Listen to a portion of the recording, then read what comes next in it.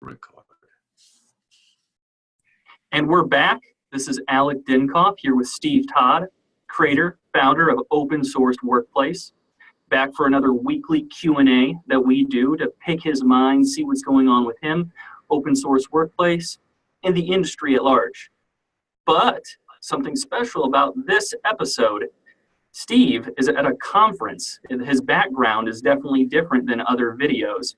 How have you been? Glad you made it safe. How's the conference going? So the conference, first off, how you doing? Thank you. Yes, as you can see, it's a lot nicer, cleaner, fresher than my usual background. I'm currently in Salt Lake City. I've literally just landed in Salt Lake City. I have a conference starting tomorrow. I'm very excited about the conference. It's up at Park City, up by the Olympic Park. So I'm looking forward to seeing the ski resort. And the big thing is, yes, I am on a panel conversation during the conference. But what's got me most excited is I'm doing the bobsleigh on Thursday. So I'm super excited about that. I've done it once before on the dry, and it was one of the most brutal, exhilarating experiences I've ever had. So I'm looking forward to seeing what it's like on ice. So hopefully I'll be here next week to have the chat and tell you how that went. But yeah, in Salt Lake City, there was a snowstorm just as I landed, or just before I landed. So it looks rough out there. But yeah, no, it's all good. I'm glad we're here, and yeah, let's just. I'm excited about this conversation. Very good, very good. I'll be excited to hear what information next week's episode. Hey, tune in for everybody at home, because there's going to be tons of up-to-date industry knowledge. But for now, what is new with Open Sourced Workplace, if anything? I know we're waiting for the new site to be rolled out. Yeah, no, it seems like I'm teasing you every week with the new site being rolled out, but I feel like it's getting closer. So sort of to give you an update on where we're at, I probably have added over 50 articles to the new site. So that some content that's new, some of the content has been migrating over. I probably have another 50 to be added. What's got me excited is the next phase of, so when the new site goes, there's going to be new attributes that get added to the site, and one of them is co-working. So we've started to add co-working locations so people can come in, do a search by, be it geography, be it city, be it zip code, and actually start seeing co-working options available for them in that area. Members of the site will be able to go in, rate and review those locations, so that obviously other people who are searching can sort of get a barometer of actually what's that location really like to work at. And the hope and expectation is that everyone gravitates to the really good locations, and the bad ones they elevate, and they get better, and eventually the whole ecosystem just improves. And that's the sort of the aspiration of that. So yeah, it seems like it's really, really tedious, but it's just a grind, just making sure everything just rolls through. I just wanted to go live, understanding that not everything's going to be perfect. So I'm pushing my developer to get it live this week. I really wanted just to go, just so it's out there, because I have a lot of people who are signing up for the old site, and I'm reluctant to put them on the old site because I'm going to migrate them. So I'd rather they migrate and then they get the experience of being on the new site. I mean, granted, by the time I do approve them, they're going to be like, "Who are you again?" Because it's been such a long time, probably since they make the application. But it's getting closer. The excitement, it's sort of growing as the little nuances that I've been trying to work through sort of come to fruition. So it's close. It's really close. So that's what's new with open source. Super excited to see how people respond to the new features. Really excited. Well, usually new things are fun. Sometimes a little problem inducing until you get the handle of things. But I'm certainly excited as well. Which makes me wonder, if you had time on your plane today, have you been reading any new articles in the industry, or have you just been checking off your the articles that have already been written that are going to be coming out, and you're going through those still? So I am going through the latest articles, and I actually spent the time on the plane journey today going through the co-working locations and adding those and making little adjustments with that. So I was productive while on the plane.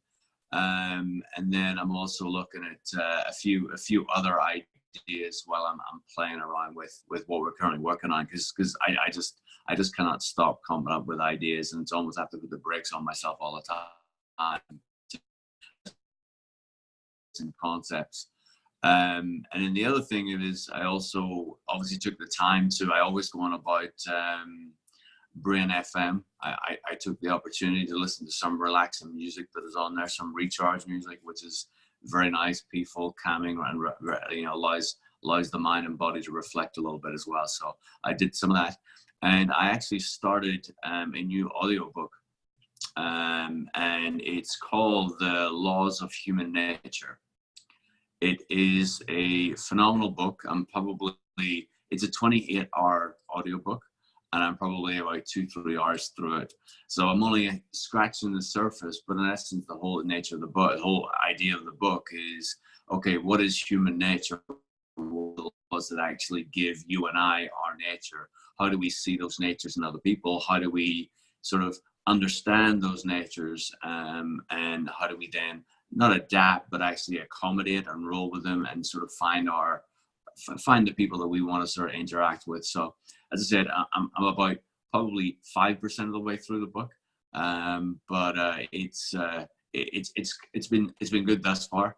Very, very interesting and thoughtful. So yeah. Very good. I look forward to the full review, and I'm guessing just by listening to this book, you'll end up coming with 5, maybe even 10 article options to maybe touch on open source workplace, or create for the platform.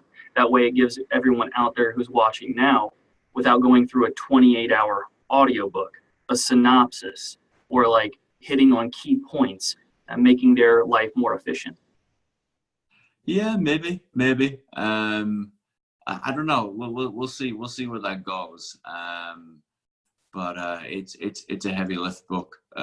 So we'll see. But there'll definitely be attributes that you and I'm sure we'll talk about here that I find interesting, or things that I've learned, or things that I'm trying to put into practice. So yeah, we'll definitely do that for sure. Well, that's good. Well, you do have a lot on your plate though, so I shouldn't speak too quickly, right? Which, speaking of articles, reading, audio in general, I personally just read, you decided to implement a WFH policy. Now what? It's an article on open source workplace. It talks a lot about the working from home aspect, being a remote worker. And I wanted to ask you, because today you're going to, or at least tomorrow, you're going to be working remote, right? If you had anything you had to do and had to get it done on the plane, you would have had to work remote. I personally work remote. It plays a big part in both our lives, and many people watching probably are involved in some way, shape, or form of remote workers. So, what is your biggest frustration when working remote? Have you worked with anyone remote, or currently work with anyone remote? And are there any issues when you're on the, inside the office and someone else is outside? Yeah, no, and it's typical. You've come with like a whole barrage of questions all at once, so that's good. No, I appreciate it. And I'll try and go through them methodically and in the way you've asked them. And if I missed anything, let me know. So I work from home 2 days a week. And I basically started doing that a few years ago. And the reason why I started doing that work from home was my commute every day is 90 minutes either way, in both directions. So that's 3 hours a day. That's 6 hours a week I can save myself. And if you start extrapolating that over years, that's like days that you basically spend sitting on a train, which means you're not productive, you're not relaxed, and you're losing energy by the time you actually start your work day. And then you get home and you have no real time to eat dinner, relax, and go to bed. And you sort of, it's just not, it's really, really tough. And as I've got older, when I've got to be in the office 4 or 5 days a week, I feel it in my body, and it takes a lot. The biggest issue whenever I do work from home is usually connectivity usually connecting to the environment, and that's not really to do with the organization. That's to do with my own setup, and that's just the nature of what it is when you're not in a corporate environment. Connectivity and the communication are the two factors. But again, they're my issues, right? Those are things that I have to solve, and I have to, ensure I have the redundancy. So if something happens with my own network, I have another option to actually connect to my work environment. Those would be sort of the frustrations, I would say.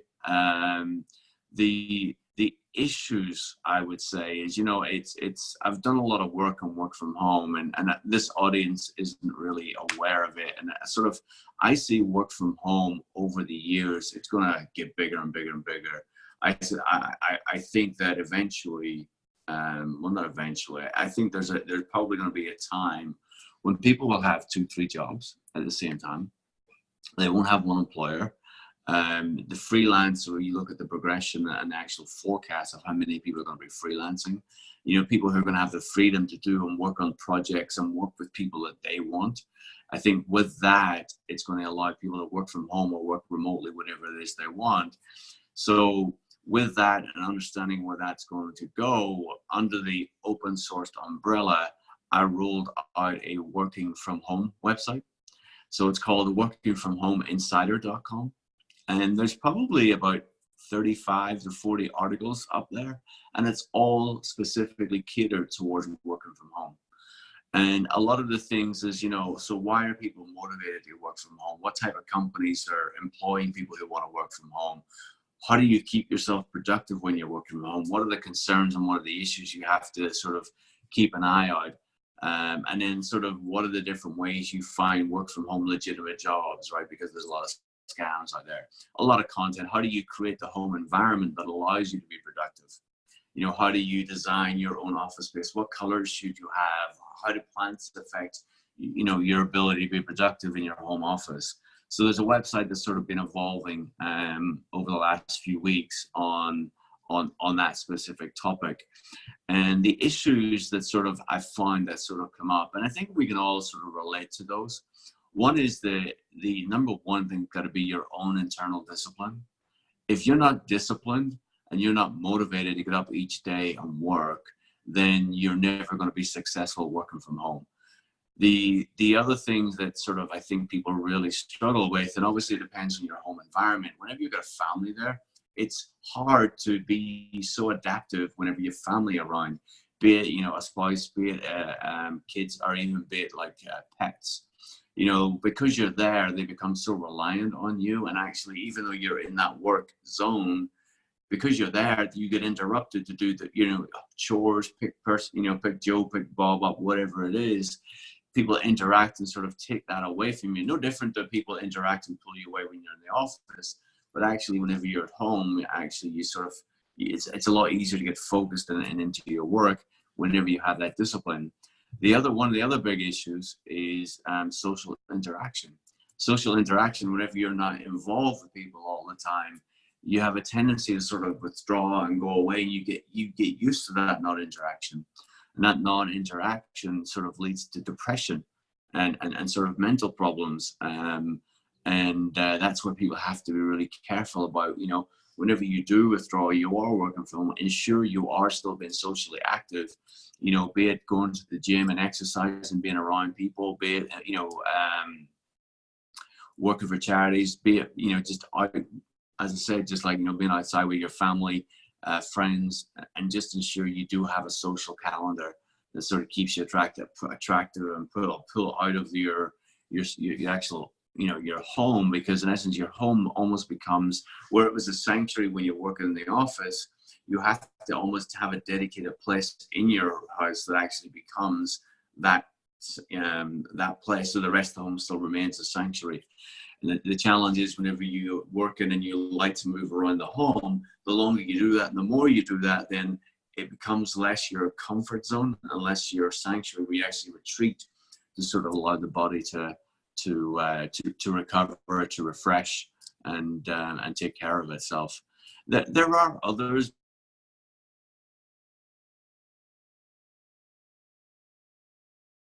Really do cause the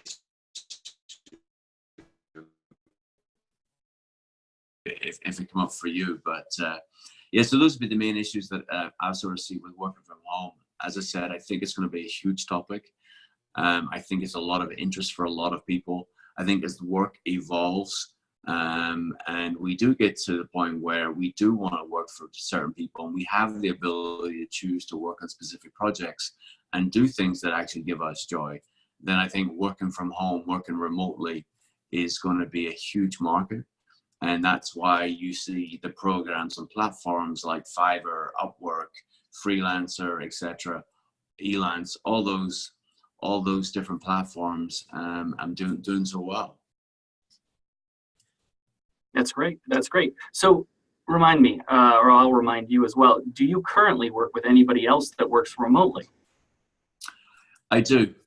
So obviously, so I'll split it into my two sort of jobs, if you want, right? So I've got my day job at NASDAQ, and I've got open source. At NASDAQ, yeah. So at NASDAQ, I've some of my team work remotely, and we interact. And what it is to sort of accommodate that, and say accommodate is the wrong word because it sounds like you're compromising. What actually happens is everybody focuses on the best place for them to do the job that they need to do. So what are the tasks that you need to do for your job, and what's the best environment to do those things? So if I need time to think, read, digest, ponder, or consider, I do those at home. My days in the office are back-to-back meetings, interaction with the team, giving whatever I can to the team and whoever needs me or needs resources from me, or I need to attend meetings to provide other people information. So I've got that. So when the other members of my team may be working from home, we'll have interaction, but it'll be more of quick updates, quick calls, status checks, things like that. It won't be drawn out conversations. It won't be the sort of that. So the different types of work will be done. When it comes to open source, everything is remote, right? So I do that at home. I'm working by myself. If you take what the writers I've got for open source, the writers I've got from working from home, you take those two, you take yourself and what you're doing, you take the guys who have got my developers, you take the people who are helping me onboard these co-working locations. I have probably 35 people who I'm coordinating with remotely and sort of ensuring things are moving along. And it's a very different, very, very different type of thing. And it's really interesting that, so I have a desktop at home and I have a laptop. And I'm so used to doing all my open source on the desktop, it actually becomes almost like a mental shift when I got to do it on a different screen, because things just are different. Even though it's the same visual, you're doing the same process and, you know, the functions are all the same. It just feels different because that's where I do that work. And I typically do that early in the morning, right? So I'm up at 4, I have my coffee and then I'm on it at 5 a.m. and that's when I'm on it. So it's a very different field, a very different vibe. And the other thing is with open source, because I don't have a clock to check in and check out, I feel I can just do it whenever I want and I can stop whenever I want. And it's sort of my mental state, my productivity, and what I'm actually doing dictates how long I work or what I do. So it's a very interesting question, and now that I've had to answer it, actually it's resonating a lot in my head, the differences. But you work from home, so how do you do it? So how do you structure your day? I mean, how do you keep that discipline? Well, so my biggest hurdle has been because I live with my significant other, and she has a regular job, but her regular job fluctuates on a different schedule. Monday's one time, Tuesday's a different, Wednesday's the same as Monday, Thursday's the same as Tuesday. You get the idea. Mm-hmm. So since their schedule shifts, it's hard for me to have such a consistent schedule because I can't work around them at a consistent pace. So my biggest challenge, because like you said, schedule or how does your day start? It depends.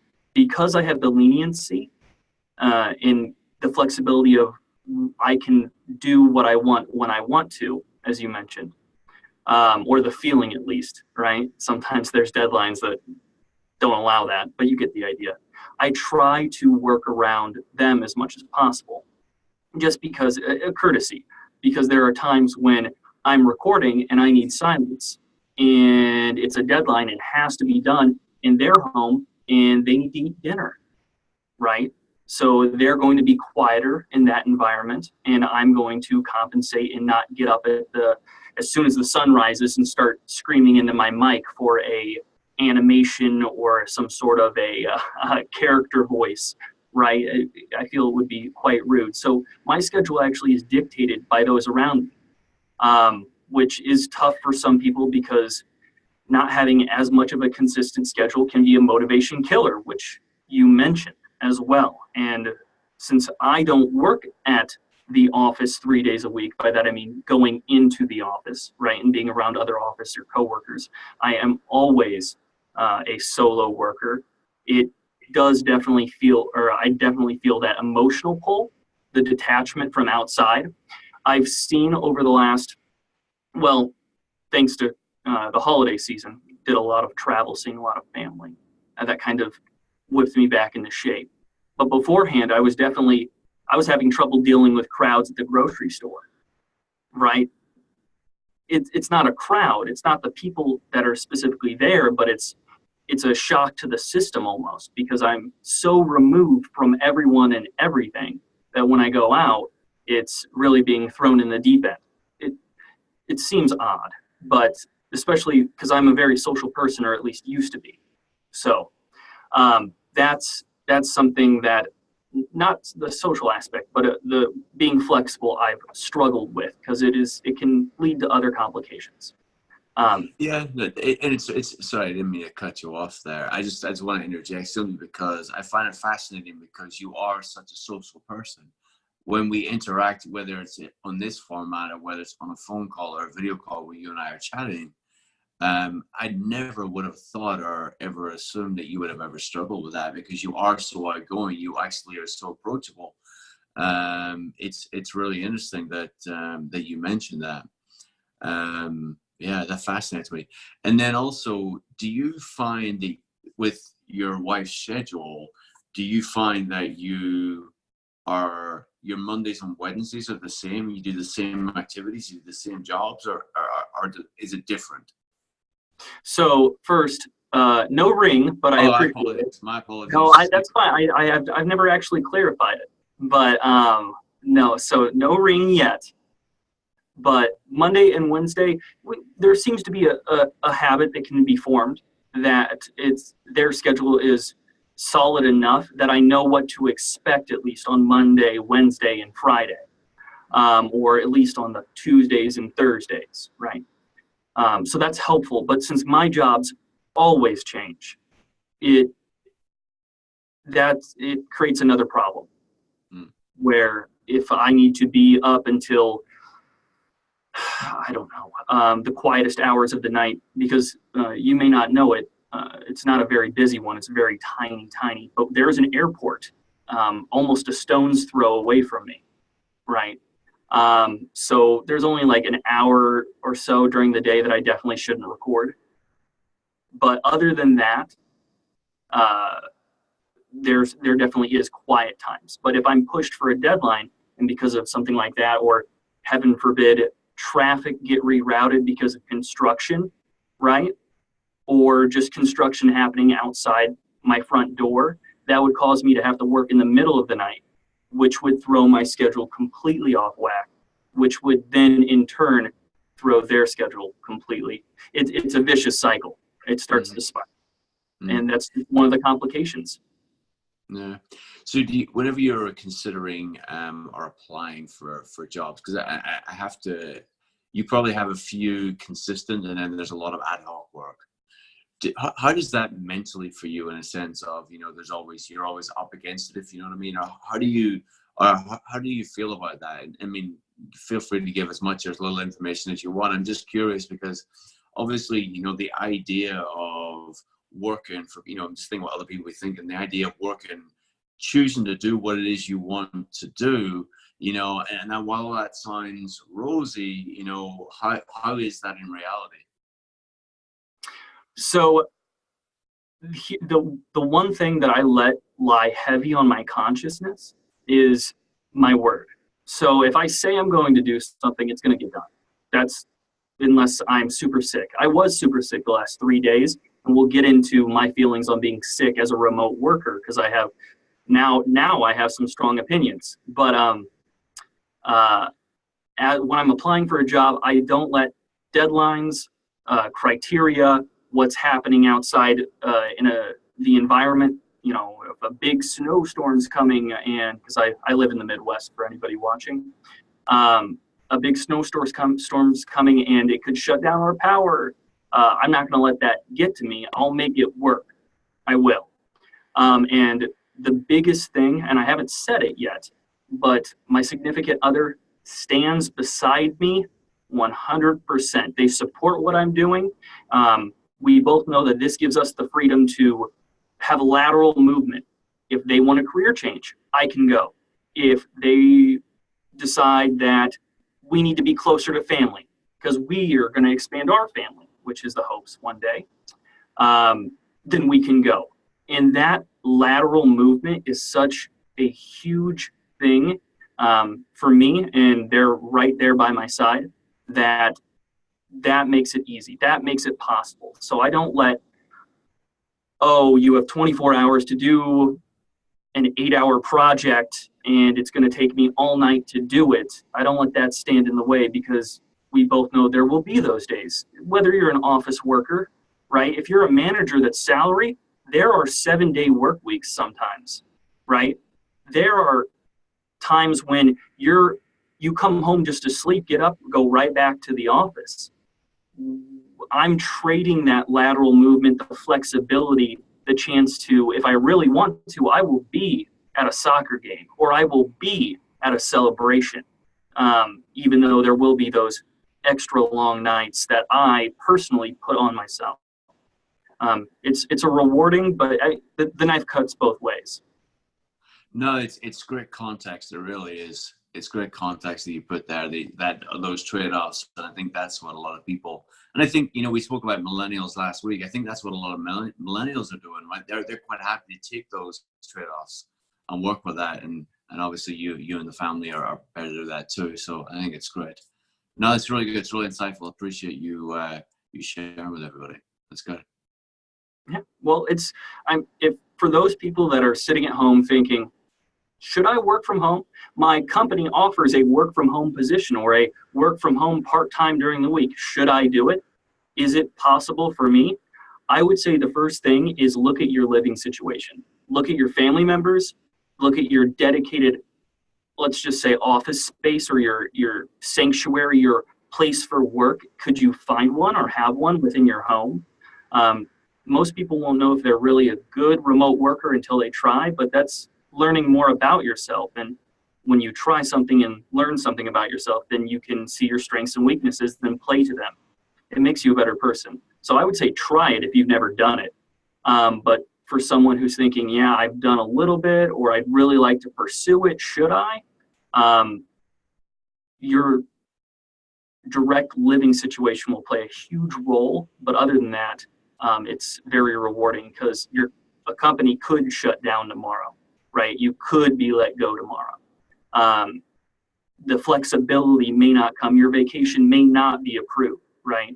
The list goes on and on. There's lots of if, ands, maybes, right? So I wouldn't let fear be a judgment or a deciding factor. No, that's great. It's great. All right. Well, I do have one last comment because I want to round it back to being sick. Okay. Yeah, being sick and being a remote worker, weird feeling, depending on the job, right? I do things with my voice. So if I can't speak, nothing can happen, period. No matter what anybody wants. If all you hear is like just air, right? Nothing's getting done. Nobody wants it anyway. But if somebody's a call center worker, right, who can kind of talk very lightly on a microphone or at least put it closer to their mouth, or someone's a help desk or does social media or something very computer based. It can be very frustrating. I've worked with people that work from home and they felt like I have to kind of be there just because I am sick. But having a half sick day where you kind of go slow and work from home in your pajamas really isn't the worst thing in the world. For those of you who haven't had the chance to try it, it's not the best, but it's not getting paid to be sick is not always the worst thing when you're working from home. And there are times, if you are in a good company, I had a wonderful experience with a lot of clients because I shut down for 3 days. I just said, stop, because I have to fix myself. I couldn't stand for more than a minute. I had the flu and it hit me hard for some reason.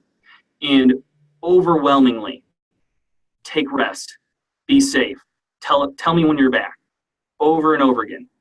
There are great people out there and they will understand, like, life happens. So I just wanted to throw that out there. Now, if you are in a company that says you're working from home, you can't be sick, think about that company.